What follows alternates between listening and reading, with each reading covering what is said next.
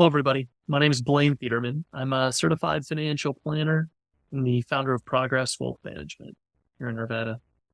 Uh, Purpose of today's video is to talk a bit about how to find the right financial advisor for you in Colorado. Picking a financial advisor is really hard. There are a lot of options and a lot of different people you can use to help you figure out your financial and your retirement plan, how to manage your money. But the common question I get is, how do you pick out the right advisor for you? Well, this is going to talk about a few things you should keep in mind to help you understand the best from the worst. Now, to get started here, what should you look to avoid when you're looking for a financial advisor? Well, financial advisors can be a life-changing resource that can help enable you to afford the future you hope for. They can help you improve your risk management strategies. They can help you coordinate retirement plans between your company's plan and your individual plans. They can help you figure out how to manage your investments so that you're decreasing your likelihood of running out of money in your old age. It can help you lower your tax bill and much, much more. So overall, picking the right financial advisor can help you progress faster. However, not all financial advisors work in your best interests and can do everything that you want them to do. Some see financial planning as a sales tool and not as something to help people change their lives forever. They say, here's a financial plan that's only kind of a financial plan. It's typically put together by software or someone else altogether, not themselves. And they'll say, based on this financial plan, we recommend you buy this insurance product, this annuity, this whole life insurance, this variable annuity, so on and so forth, these overpriced mutual funds. And there are far better options and strategies that aren't as expensive, that don't require as much insurance, that can help you crush your goals much easier. So how do you avoid picking out that wrong advisor, that salesman? Well, the first question I'd ask is what is the average age, annual earnings, and net worth of the clients that you work with? They should be able to answer that very, very quickly. They shouldn't say, well, it depends. No, they should serve a single population of people. And it should be the same as you. So if you're in your 50s and 60s, you should say, when you ask someone, what's the average age of the people you work with? They should say 50s and 60s. When they say the average earning ability, they should tell you $200,000 to $300,000 a year, right? When you ask them what common problems are they help their clients solve, they should first say, well, we review their 1040s every single year. We make sure that they're filing their taxes accurately and efficiently. When once a year, they should say they re-review the client's financial goals, their investment plan, to make sure it aligns. They should be reviewing your insurance every single year, not just insurance that they sell. They should review your property and casualty insurance, your auto insurance, your homeowners. They should review long-term care, health insurance. They should review every line of insurance you own. Make sure you're not missing anything. Also, as well, they should be reviewing your estate plan. Now, this is whether or not you actually want this. Your doctor has you do things that you don't want to do because it's in your best interests. Your financial advisor should do the same. If your financial advisor truly cares about making sure that you can afford your future, they should do the same. Now, second, you should ask what kind of financial goals this advisor specializes in helping people reach. And now if they just say retirement, every advisor can help you with your retirement plan. Retirement planning is actually a lot more simple than people realize. And there's a lot more to financial planning than just retirement. Sometimes people will say, well, I want to be able to buy my first home. Sometimes people say, I want to support my parents. Some people say, I've got special needs children. Some people say, my financial goals are to maintain my lifestyle, regardless of what happens. I want to make sure that I'm getting as close to guaranteeing my current financial status no matter how long I live, right? These are the kind of goals you might expect someone to specialize in helping with, right? Sometimes they might even be a trustee and serve your children in the event of your passing. So you want to make sure the goals they specialize in helping with are the same as yours. And once they answer, ask them what's different about the way they help people with your goals. Then maybe someone different, right? What specifically do they do that people like you, as opposed to other people? Now, third, Ask if they have a fiduciary responsibility. And if they say yes, ask them to sign the fiduciary oath, which I've included a PDF in the comments. They should be willing to sign that fiduciary oath if they are truly a fiduciary. If they're not a fiduciary, they'll say, no, I'm not going to sign it. That fiduciary oath has a legal obligation. You can keep that oath in your documents so that if they do anything that's against their best interest, it's very easy to sue them. Progress Wealth Management. If you asked us to sign the fiduciary oath, we'd say, sure, no problem. Simple as that. Now, moving on. Now, there's different kinds of financial advisors everyone should work with. And there's different types of people that'll say, I'm a financial advisor. Right? Financial planner is your first one. Financial planners are typically more like your financial analyst. Oftentimes, you'd expect them to be pulling out Excel spreadsheets when you ask them about your financial goals to help forecast for you what they expect to happen in the stock markets, how they expect your earning ability to change, how they expect your investments to grow, and how they expect your spending to change. Also, they'll probably ask you for a social security statement as well. Things to that effect, right? And their goal is to align your estate plan, your tax plan, your investments, your retirement plan, and your spending, and your earning ability, all into one simple idea, all one simple model that can prove to you you're doing what's right.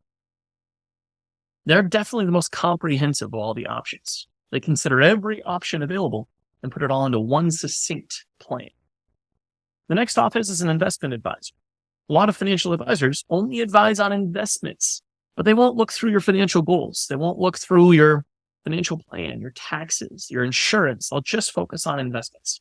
And these investment advisors typically charge the same, if not more, actually, than financial planners. There's insurance agents as well. Insurance agents are purely there to sell you insurance policies. This typically includes life insurance, health insurance, disability, annuities, things like that.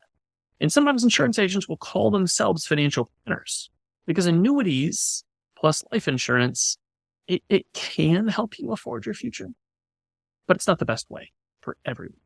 Be some people, right? But likely not many. Lastly, there's tax professionals, and a tax professional will provide you advice on how to minimize your taxes. They'll help you file your taxes. They'll help make sure that you're represented in front of the IRS as long as they're an enrolled agent, a CPA, or an attorney, a tax attorney. Now, the big benefits of working with a tax professional is a lot of investment advisors and even financial planners actually don't have as in-depth a knowledge of taxes as a tax professional, because of course, that's not our focus. Different professions. This is part of the reason why Progress Wealth Management has an in-house tax professional for all of our clients.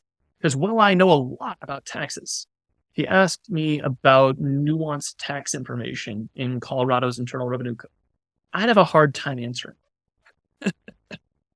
So it's important to make sure you're represented by a tax professional and you have a tax professional helping you lower your tax, not just some old financial advisor. Now, what are the pros and cons of working with a financial advisor? Well, when you're working with one, the big pros are, first off, they can help you figure out your financial plan. So how much to save, how to budget, how to improve your credit, how to afford short-term, mid-term, and long-term financial goals. Make sure that you're structuring your earning ability correctly, your investments, everything, given all the different goals you have. Because 100% stocks may make sense for someone who has 50 years, but what about that goal you have in 2 years from now? What if the stock market is bad? You should probably change your investments, right? Now, a financial advisor can also help you by providing you valuable guidance when it comes to making major financial decisions. So you might say, Blaine, I want to buy an RV. Or Blaine, I want to buy a second home. I want to get a rental property. I want to go on to Airbnb. I want to go on around the world vacation. Can I afford this? A tax professional, an insurance agent, investment advisor all couldn't answer that question. A financial planner could. They can help you understand its impact on your ability to retire and stay retired. Now, a financial advisor can offer objective advice that's not influenced by side factors such as sales commissions and stock tips, as long as they're paid by a fee that you pay them directly. If you're talking to someone who's commissioned to sell you mutual funds, of course, that's an influence they might have. right? Probably don't want to trust somebody who's just trying to sell you. This is part of the reason why you should only work with a fiduciary, because that's limiting your risk of the person who's there to give you good advice being impacted by outside influences. Now, how do you find the right advisor? Because there's a lot of different places to look. So first off, you should try to avoid those who cold call or send unsolicited emails or mailers. If the advisor's reaching out to you without you asking for their help, it's likely that they're more interested in your money than your well-being. Oftentimes, a lot of financial advisors will have online profiles so that people who are looking for advisors like them can contact them really, really easily. But if the person's going outbound and contacting you directly, definitely in a sales profession. Not all of advisors are. We turn down clients all the time at Progress Wealth Management. Number two, be wary of anyone who promises guaranteed results or those who seem overly confident in their abilities. If they tell you they can beat the S&P 500 and they can guarantee it, you should run, because no, they can't. Now, any advisor who claims that they can guarantee any sort of results either A, misunderstands the markets, or B, is being dishonest. That's the kind of advisor you should steer clear of. Now, in addition to that as well, we should make sure we avoid advisors that are paid on commission. A lot of advisors still are these days. When you talk to them, they'll try to sell you products that you don't need. Northwestern Mutual, Prudential, talking to advisors that are at Equitable Advisors, AXA, right? Wells Fargo, Bank of America, Merrill Lynch. These are all companies that have a large number of clients that mainly just sell commissioned products. And if you ask them for advice on your 401k, they'll say, oh, Now, finally, you should be sure to work with an advisor who's transparent about their fees and how they're paid. You should know exactly how much you're going to pay them before you even contact them. It shouldn't be a guess. I wonder how much these people are going to charge me. And if they tell you we don't charge for our services, well, do you really think working in finance is a nonprofit industry? There's a reason why those buildings in Wall Street are not cheap, because financial planning and investment management is not cheap either. But it shouldn't be that expensive either. It shouldn't hurt your ability to afford your goals. Definitely worth the fee. If someone spent 10 years, got a master's degree, a number of designations, they're a tax professional, and they can prove that they'll make you more than they cost you by a factor of 3 to 5, 10. Of course it's worth it, right? But they have to be able to prove it. So overall, when you're looking for a financial advisor in Colorado, be sure to avoid anyone who's not properly licensed, registered in the state. There's have to be a fiduciary. They shouldn't be pressuring you into making hasty decisions. They should be trying to sell you products. They should be non-commissioned, just paid a fee, whether it be a monthly fee, a one-time, or a fee to manage some money for you. If you take your time and do your research, you can find a great financial advisor that'll help you afford your future, save a lot of money on taxes, and truly be there for you when life is bad. We hope that that advisor is us at Progress Wealth Management. We're a fiduciary. We're non-commissioned. You got to work with a team of experts, no matter how much money you have. We don't discriminate against people who don't have a lot. And we hope that this presentation has helped you make a better decision when it comes to what advisor you should choose. If you have any questions after this, feel free to email me directly, blaine@progresswealthmanagement.com. It'll be in the comments below. If you'd like free financial education and free financial advice, you can schedule an appointment with us.